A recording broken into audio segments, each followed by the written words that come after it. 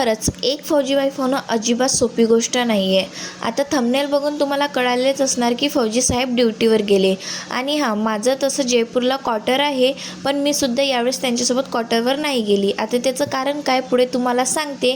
त्यासाठी व्हिडिओ जो आहे तो शेवटपर्यंत नक्की बघा आणि माझ्या चॅनलला सबस्क्राईब करून व्हिडिओजना लाईक करा. तर चला व्हिडिओला सुरुवात करू. तर बघा, फौजी साहेबांची जी आहे उद्या ड्युटीवर जायची वेळ आली होती आणि म्हणून आज रात्री जी आहे मी मस्त त्यांच्याशी बॅग पॅक केली. आता एकट्या माणसाला कायच सामान लागते म्हणून फटाफट मी त्यांची बॅग पॅक केली. काही खायचं सामान दिलं आणि हे बघा इकडं बाप लेकीचं प्रेम किती होतं.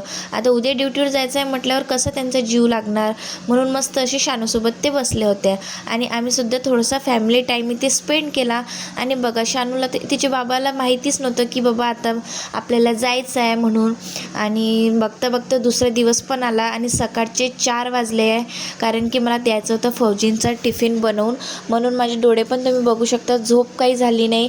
आणि दुसरं गोष्ट म्हणजे ते मला घरी ठेवून जात आहे याचंच पण मला खूप जास्त म्हणजे असं बॅड फील होत होतं, कारण की नेहमी मी त्यांच्यासोबत जाते पण यावेळेस नाही जाणार आणि माझ्याशिवाय ते कसं करणार, काय करणार हा प्रश्न पण मला होता. पण म्हटलं ठीक आहे, चला फटाफट त्यांचा टिफिन बनवून देऊ. म्हणून इथे मस्त कणिक मळायला घेतली आणि आता म्हटलं काय नाश्त्याला बनवून देऊ, तर ते म्हणत होते की मला आलूचा पराठा करून दे नाश्त्याला आणि 2-4 चपात्या दे, नंतर मी ट्रेनमध्ये जे आहे सब्जी घेऊन घेणार. म्हणून मी फटाफट जे आहे इथं आटा लावून घेतला आणि बघा तोपर्यंत इकडं जे आहे आपले आलू टाकले होते उकडायला.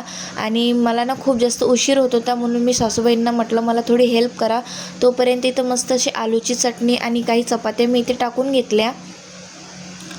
त्यानंतर मस्त असे गरमागरम आलूचे पराठे इथं केले.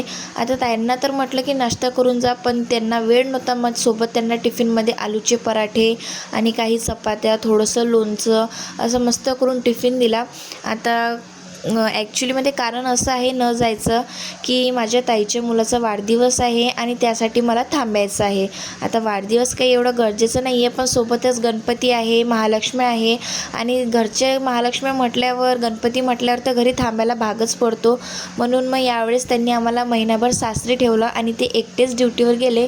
मग बघा फटाफट जे आहे मी ते चपात्या आणि काही पराठे टाकून घेतले आणि मला वेळ नव्हता आणि साहेबांना पण उशीर होत होता म्हणून त्यांनी जिथं टिफिन पॅक करायला घेतलं. सोबतच मी जे आहे इथं त्यांची नाश्त्याची तयारी केली. आणि शान्विका जी आहे झोपलेली होती. आता तिला उठवायचं मन तर माझं नव्हतं, पण म्हटलं आता जाणार परत बापलेकीची म्हणजे आता 1-2 महिन्यांनीच भेटणार, म्हणून मग तिला मी झोपीतून पण उठून आणलं आणि इकडं बॅकपॅक पण झाली. आता जसं जसं वेळ जात होता तसं तसं माझं मन खचत होतं. रडायला तर खूप जास्त येत होतं, पण मी नाही रडली, कारण की मी रडली तर साहेब मन नाराज करून जाणार, ते काही मला पटणार नव्हतं.